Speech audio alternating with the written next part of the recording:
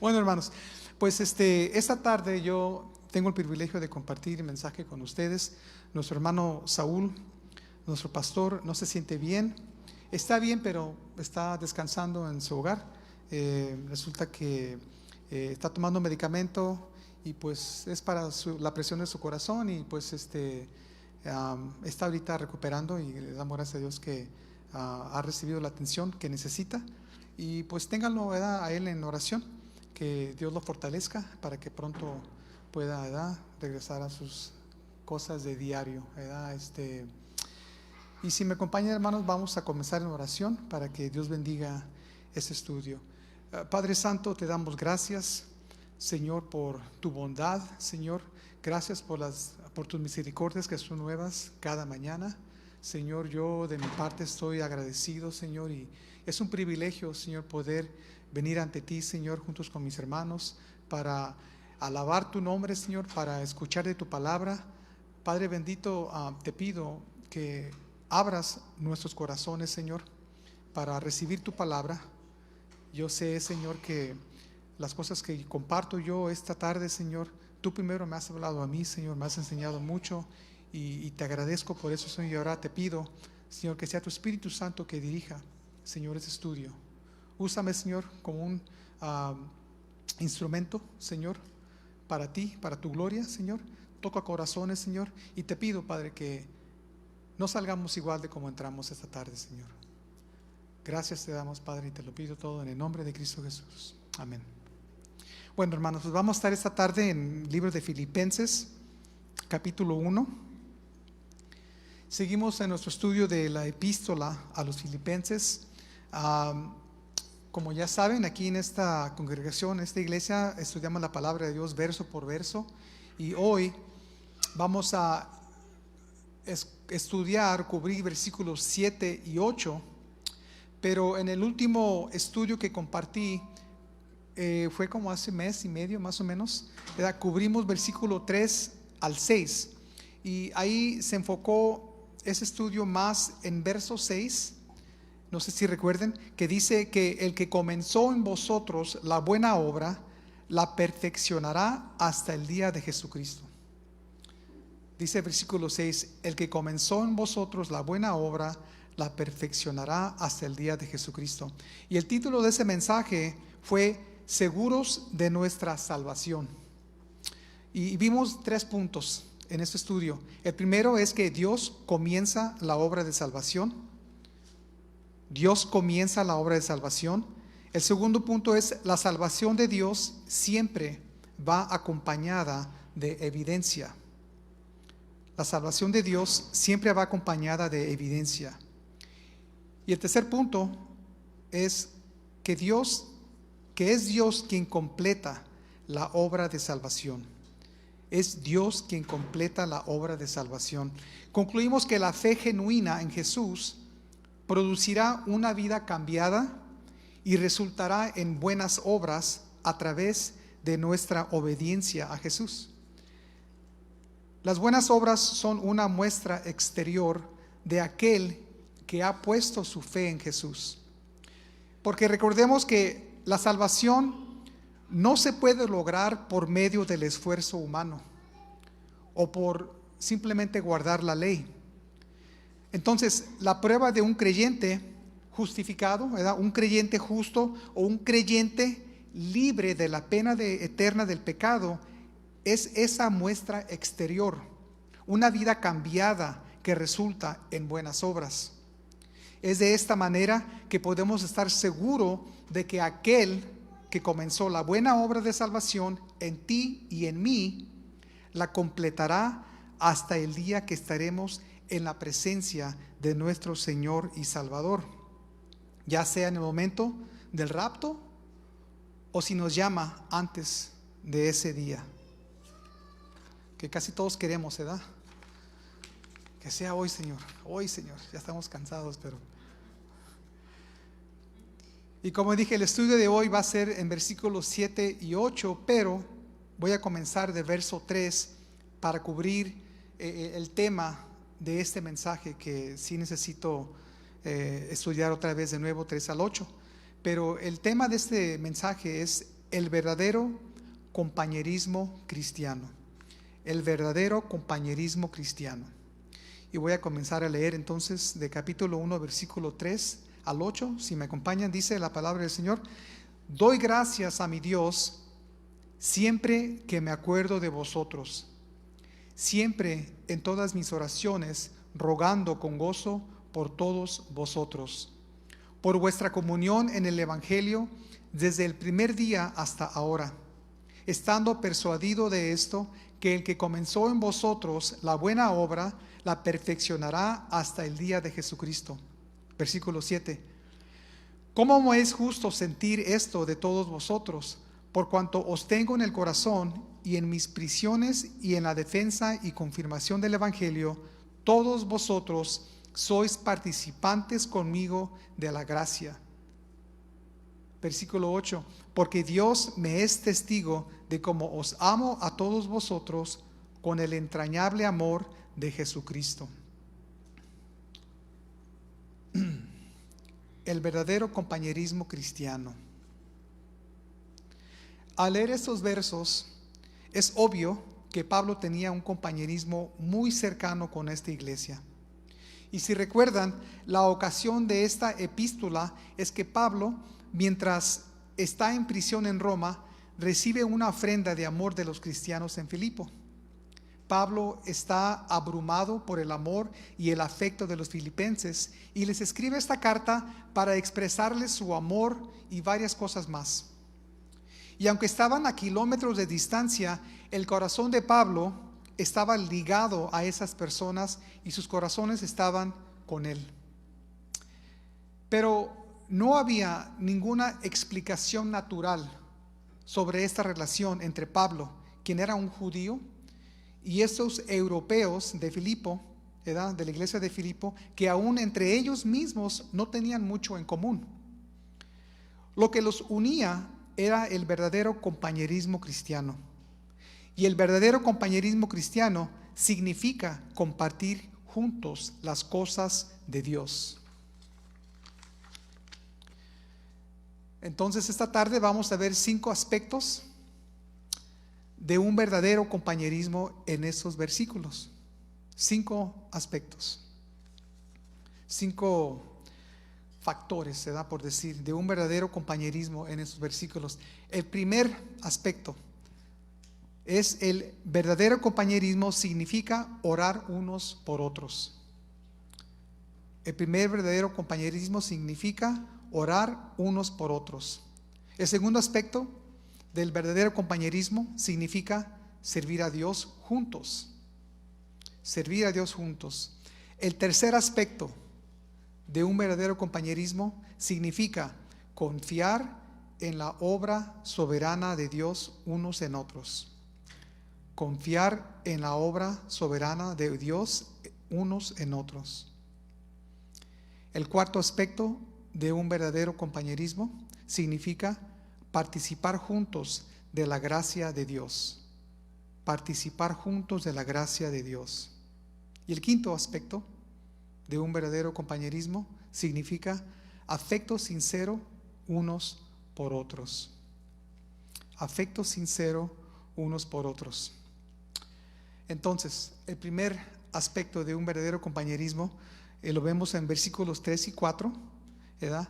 Y el primer aspecto significa orar unos por otros. Voy a leer versículos 3 y 4 nuevamente. Dice: doy gracias a mi Dios siempre que me acuerdo de vosotros, siempre en todas mis oraciones, rogando con gozo por todos vosotros. Y aunque Pablo estaba encerrado y no podía estar con los filipenses, sus cadenas no pudieron impedirle pensar en ellos y orar por ellos. Su recuerdo de ellos lo llenó de acción de gracias y de gozo, al pensar cómo Dios realmente estaba obrando entre ellos. Y esos pensamientos se convirtieron en frecuentes oraciones por ellos. El recuerdo de nuestros hermanos, hermanas, ya sea por sus necesidades, o por la ayuda de ellos, o simplemente por su amor de ellos, siempre deben de orientarse hacia Dios en oraciones sinceras. Quizás te preguntes a veces, pero ¿por qué necesito orar? Dios ya sabe todo. Y de todos modos va a cumplir su voluntad. ¿Cuál es el propósito? Es una pregunta sincera. Efesios 6:18 nos dice que oremos en todo tiempo, con toda oración y súplica en el Espíritu, y velando en ello con toda perseverancia y súplica por todos los santos. Nuestras oraciones son parte del plan de Dios para cumplir su voluntad.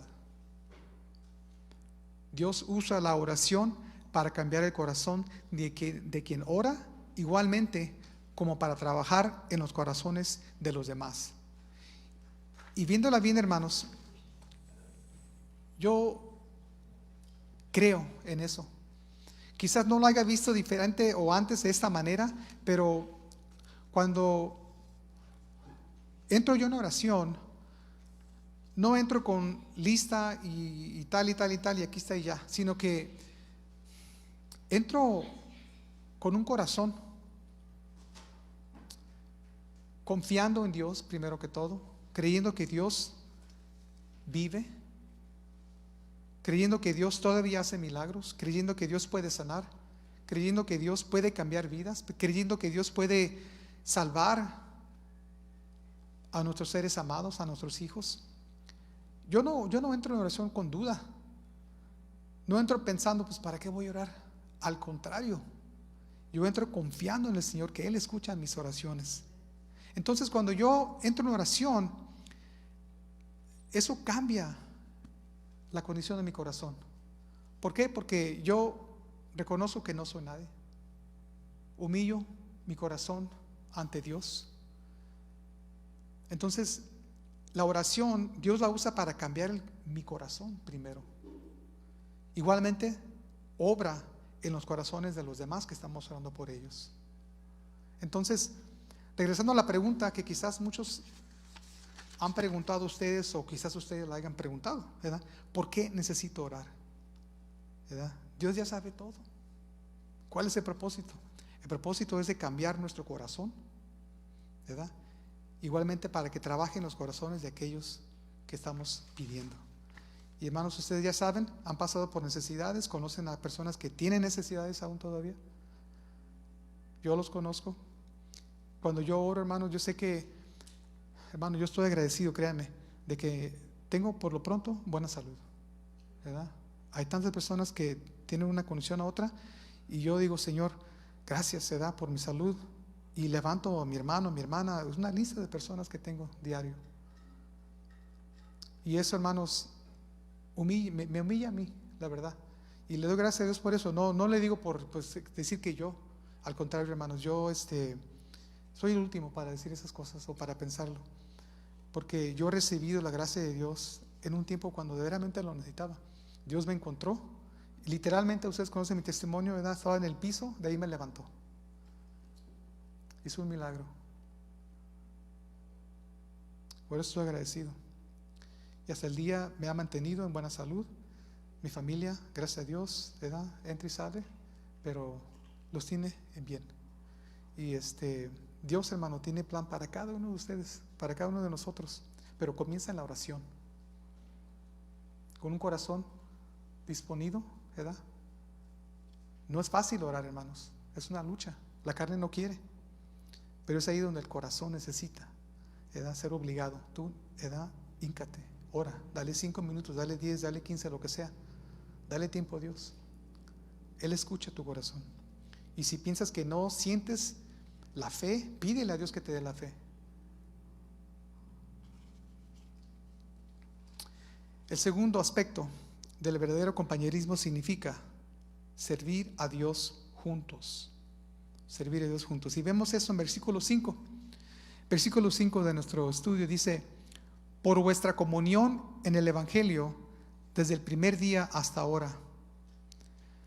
Jesucristo nunca salva a nadie para que cumpla con el deber de ir a la iglesia, no más.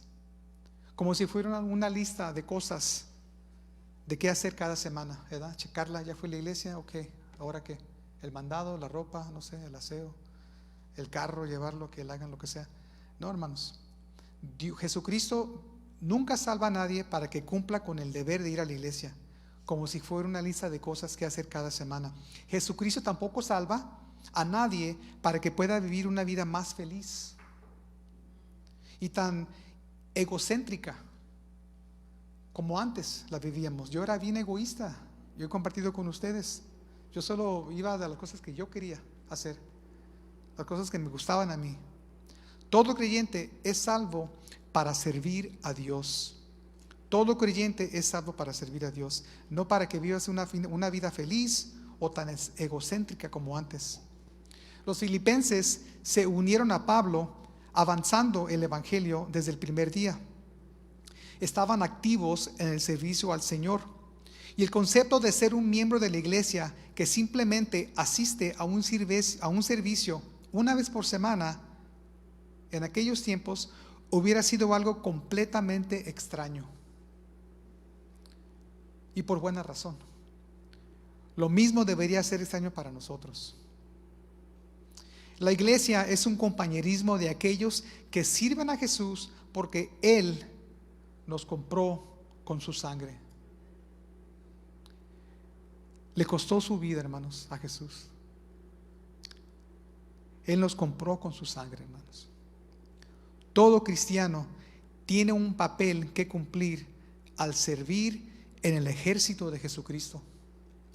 Todo cristiano tiene un papel que cumplir al servir en el ejército de Jesucristo. El Señor nos salvó para servir.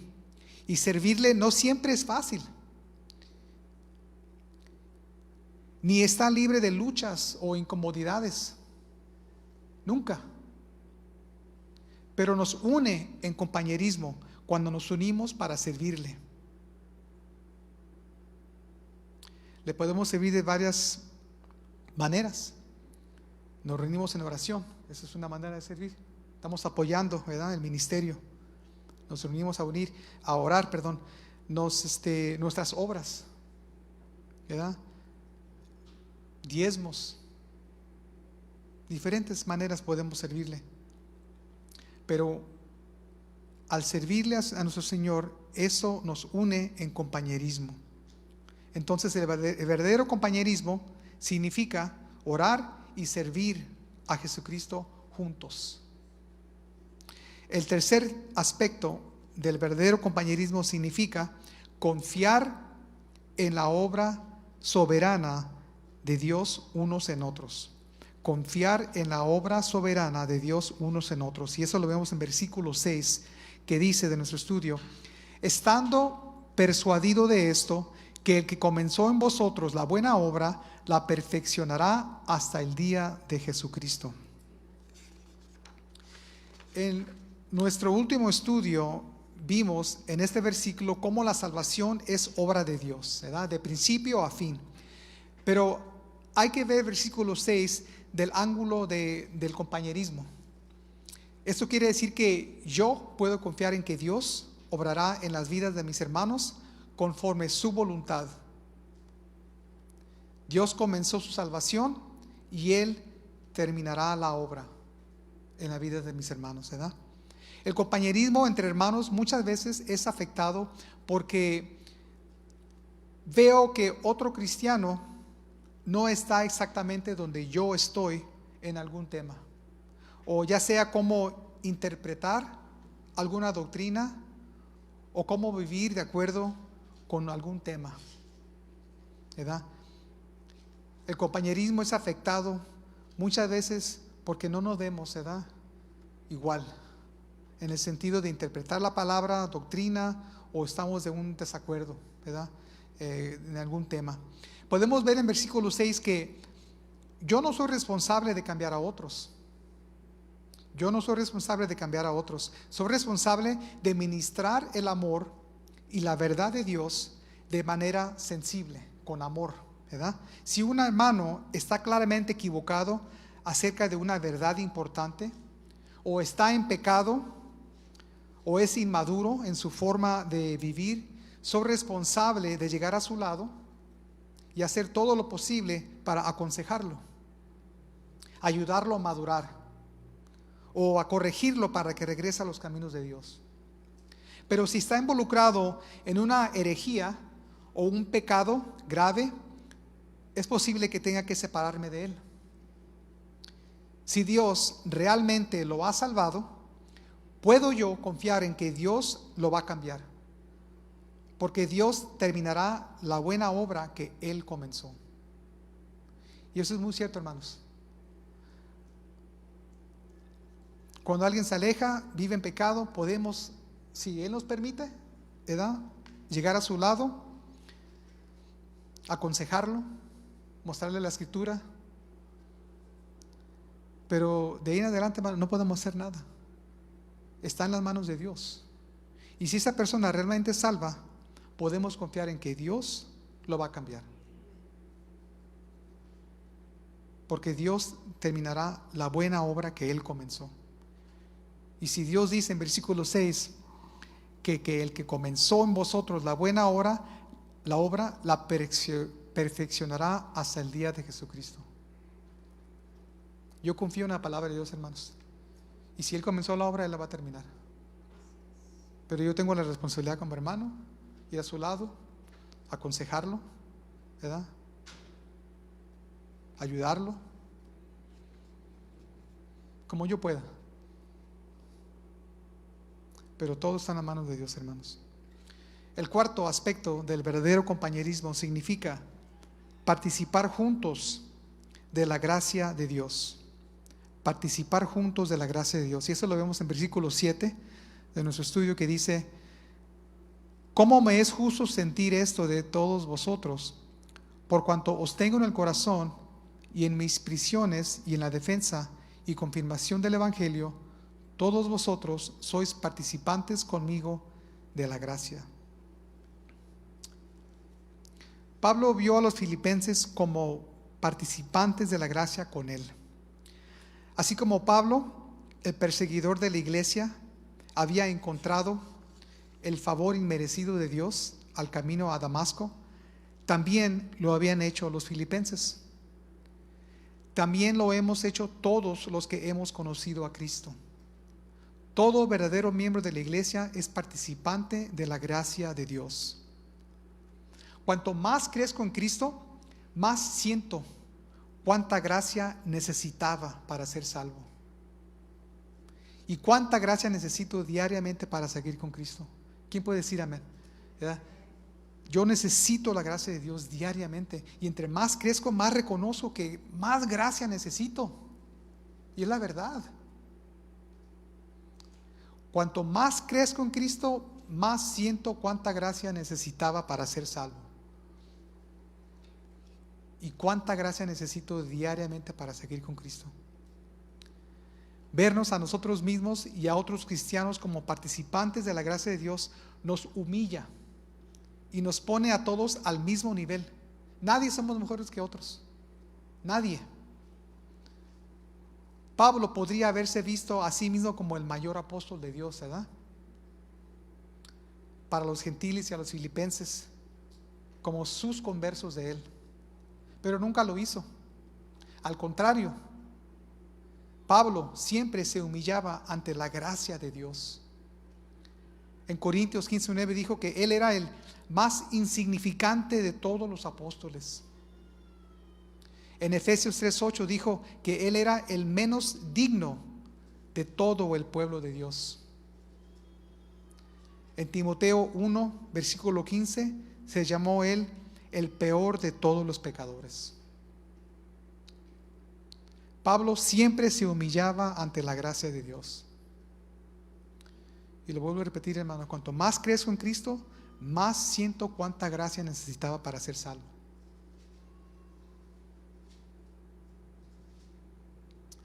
Una cosa, la gracia no significa que toleremos el pecado. No significa eso. O que ignoremos a alguien que vive una vida descuidada tampoco. La gracia no significa que toleremos el pecado o ignoremos a alguien que vive una vida descuidada. A veces necesitamos confrontar. A veces necesitamos ayudarnos unos a otros, a enfrentar y sobresalir nuestras fallas. Es incómodo, pero es necesario.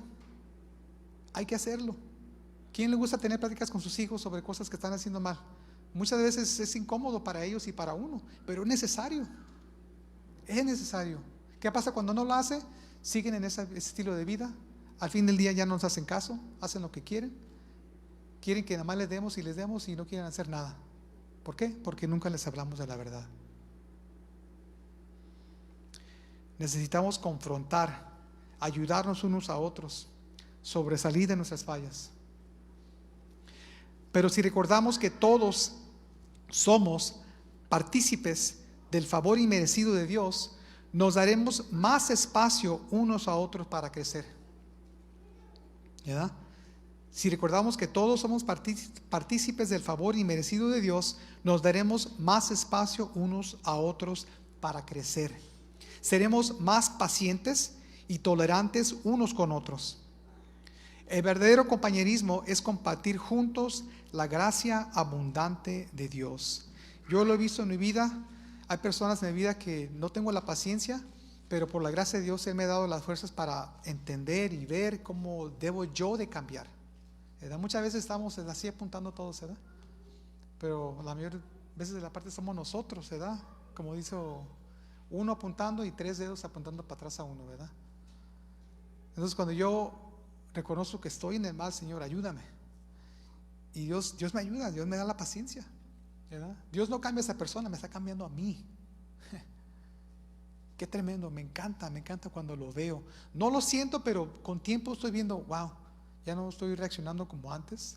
Todavía de vez en cuando sí o no, pero estoy viendo la mano de Dios, cómo me está ayudando a ser paciente. Y así es como yo puedo compartir, ¿verdad?, ese favor a las personas que necesitan el espacio para crecer. Porque si yo siempre estoy a que es a mi modo, a mi manera, y debe de ser así, la gente no va a cambiar, no van a crecer. Yo he visto en la vida de mi hijo menor, el de 16 años, ha cambiado mucho. ¿Por qué? Por la gracia de Dios. Me ha dado a mí paciencia, me cambió a mí. Y por manera de que yo cambié, Él ha ayudado a mi hijo a cambiar. Su carácter ha cambiado mucho. Tengo pláticas con él que son incómodas, pero yo sé que Él entiende. No le hablo con voz alta, no le grito. Tengo la paciencia de Dios gracias a Él.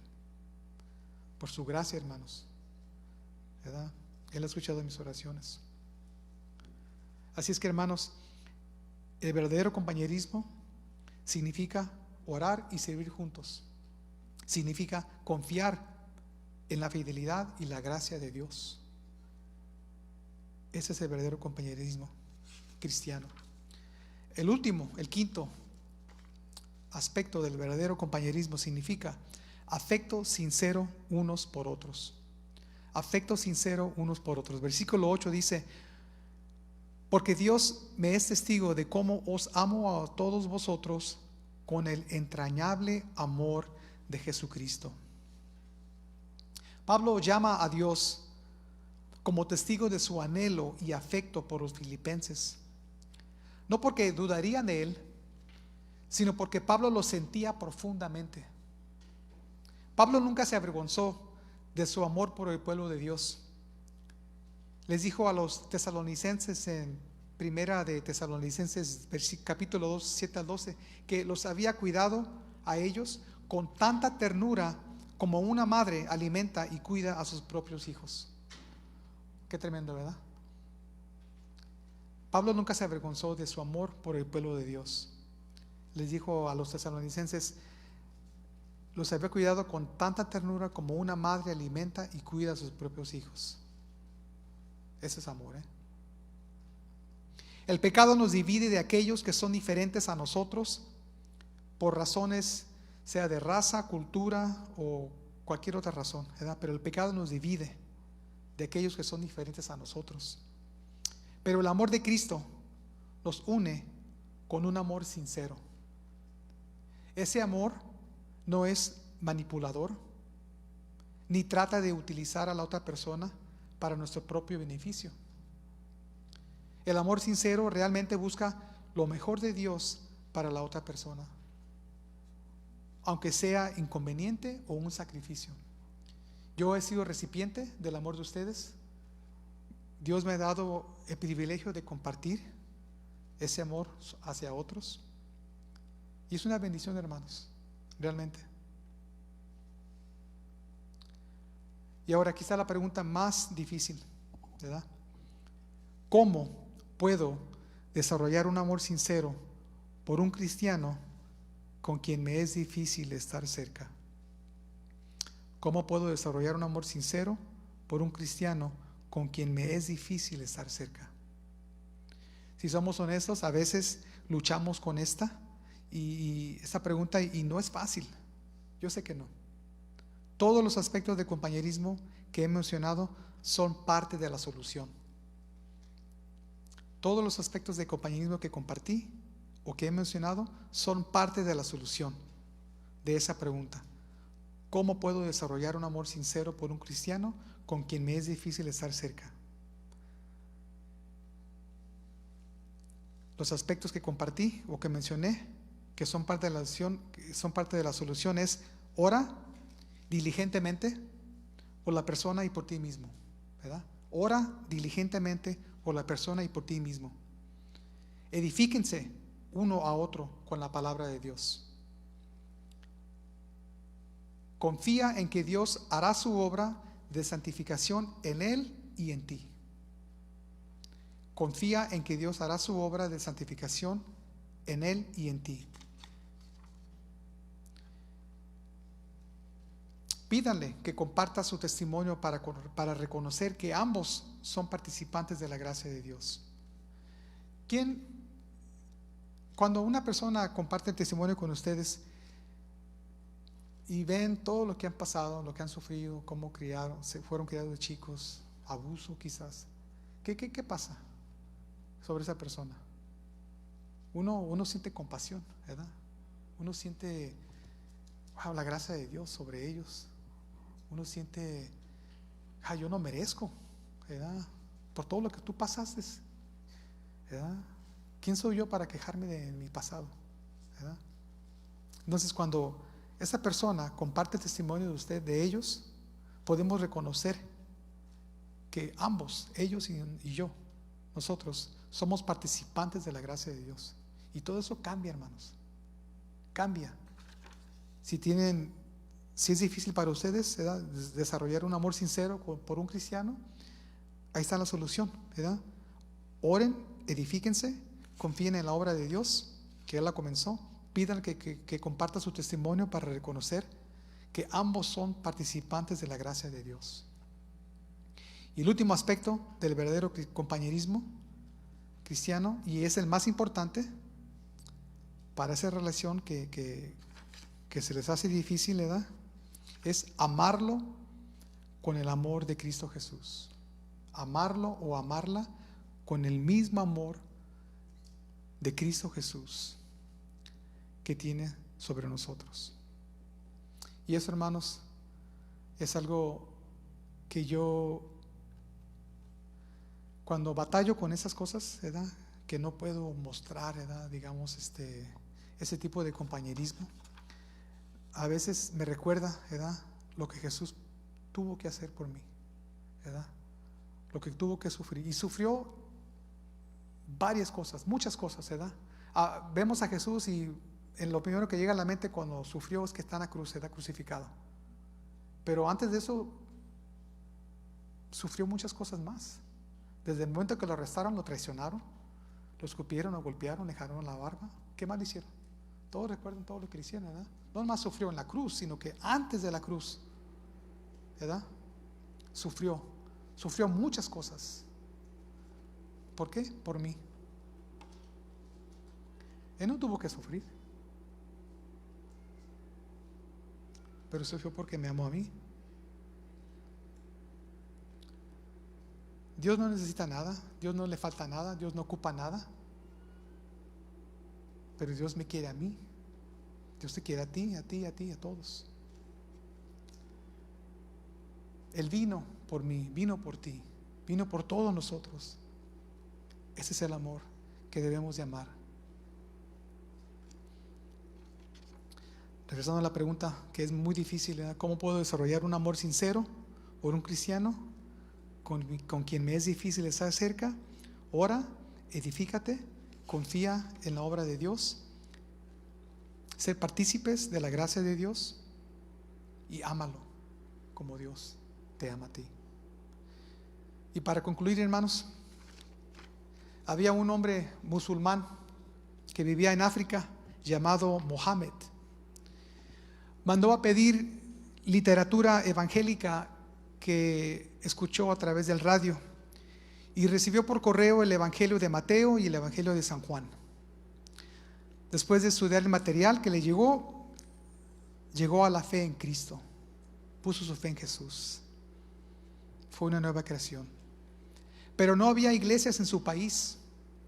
Mohammed anhelaba tener un hermano cristiano con quien tener compañerismo y orar. Oró diario por 4 años, preguntando si alguna vez tuviera el gozo de conocer a otro cristiano. Un día recibió una carta de un cristiano británico al que nunca había conocido. Esta persona estaba dando seguimiento a los que habían pedido la literatura evangélica. El británico le dijo a Mohammed que estaría en su área y le preguntó si podían reunirse. Mohammed estaba tan emocionado de que su oración finalmente fue respondida que no pudo dormir por 3 noches antes de la reunión. Cuando se conocieron, la primera experiencia de compañerismo cristiano de Mohammed fue más maravillosa de lo que podría haberse imaginado. Algunos de nosotros damos por sentado el compañerismo cristiano. Entramos y salimos como si, ¿verdad?, no tuviera mucha importancia. Qué gran privilegio, hermanos, es poder compartir juntos las cosas de Dios. Es un gran privilegio, hermano, compartir las cosas de Dios, juntos las cosas de Dios. Si solo asistes a la iglesia, pero no estás conectado con otros cristianos durante la semana, necesitas conectarte con un grupo para compartir las cosas de Dios. Y todos debemos vernos como siervos de Cristo, con la responsabilidad de alcanzar con verdadero compañerismo cristiano a nuestros hermanos y nuestras hermanas, especialmente a las personas nuevas, y aún más importante, aquellos que puedan ser diferentes a nosotros, por raza, por cultura, por cualquier razón. Todo siervo de Cristo tiene la responsabilidad de alcanzar con verdadero compañerismo cristiano, ¿verdad?, especialmente a las personas nuevas y aquellos que sean diferentes a nosotros. Muchas veces nos juntamos en un clic, ¿verdad?, 3, 4 que ya conocemos, y de ahí nos salimos. Hay que salirnos de ese círculo, hermanos. Y aunque quizás se vea la pared que se levante porque ya vienen a hablarme a mí, hablen, hermanos, ¿verdad? Ese es el verdadero compañerismo cristiano, hermanos. Y esto es lo que Dios puso en mi corazón para compartir con ustedes, hermanos. Espero que haya tocado su corazón, como a Dios a mí me habló primero. Le doy gracias a Dios por esta oportunidad que, ¿verdad?, Dios me ha permitido compartir. Si puede pasar nuestra madre Araceli, vamos a terminar en alabanza y en oración. Y les pido, hermanos, que consideren esto que acabo de compartir. No es fácil, es sacrificio, pero, hermanos, es bíblico. Y yo soy testigo de todo eso, hermanos, ¿verdad? Por la gracia de Dios. Por la gracia de Dios estoy aquí compartiendo, ¿verdad?, todo lo que Dios ha hecho en mi vida. Y en realidad, hermanos, nunca podría hacerlo aparte, ¿verdad?, de lo que Jesucristo hizo por mí. Amén. Padre Santo, te doy gracias, Señor, por este estudio que tú has compartido con nosotros, Señor. Te pido, Señor, que cada corazón, Señor, que haya escuchado este mensaje, Señor, o que lo escuche después en la red social, Señor, humille su corazón ante ti, pidiéndote, Señor, rogándote, Padre bendito, que le des un corazón nuevo, para que puedan, Señor, ellos desarrollar, Señor, todo eso que tú les has enseñado. No es fácil, Padre, yo sé, pero Señor, contigo y para ti nada es imposible, Padre. Nada es imposible. Todo es cuestión de cuánta fe quiero yo, cómo quiero crecer, de veramente quiero seguirte o no. Y si hay duda en eso, Padre bendito, ayúdanos, Padre. Quita toda duda, Señor, toda, no sé, Señor, toda distracción que nos impida, Señor, acercarnos a ti. Muchas veces tenemos cosas ocultas, Señor, cuando nadie nos ve. Tenemos ciertas prácticas que, Señor, no te honran a ti, Padre. Te pido en el nombre de Cristo Jesús, Señor, que reprendas, Señor, esos espíritus malignos, Señor, esos demonios que nos atacan, Señor, que nos distraen. Padre Santo, te pido en el nombre de Cristo Jesús que liberes, Señor, a esas personas. Ayúdalos, Padre Santo, a que vivan una vida, Señor, que te honre a ti, Padre, para que puedan ellos vivir una vida realmente, Señor, de compañerismo cristiano, para que, Señor, no se avergüencen del Evangelio, no se avergüencen de hablar de tu palabra, no se avergüencen de reunirse, Señor, en oración o en estudio bíblico, Señor, o los viernes. Ayúdanos, Padre bendito, a acercarnos más a ti, Señor, a través de todas esas oportunidades que tú nos das, Padre. A mí me encantaría ver esta iglesia llena, Señor, de gente, pero, Señor, a ti no te importa, Señor, cuánta gente está aquí. A ti lo que te importa es la condición del corazón. Y Padre bendito, ayúdanos, Señor. Ayúdanos a ser fieles a ti, Señor. Ayúdanos, Señor, a obedecerte, a seguirte, Señor. Ayúdanos, Padre Santo. Los tiempos, Señor, están terminando aquí en este mundo, Padre. Estamos viendo, Señor, lo que está sucediendo en tu país. Señor, hay guerras y rumores de guerras, Padre. Tú ya nos los has dicho, Padre. No quiero ser un cristiano, Señor, tibio. Ayúdame, Padre Santo. Ayúdanos a nosotros, Señor, estar calientes, Señor. Los tiempos se acercan, Padre bendito. Ayúdanos a estar listos para cuando tú regreses, Señor, estemos con nuestras lámparas llenas de aceite, Señor, llenos de tu Espíritu Santo, Padre. Gracias, Señor. Bendito sea tu nombre, Padre. Te pido por nuestro hermano Saúl. Señor, cuídalo, guárdalo, bendícelo, Señor, fortalécelo. Dale el descanso que necesite, Señor, para que pronto regrese, Señor. Amén. Gracias, Señor, te damos en el nombre de Cristo Jesús. Amén.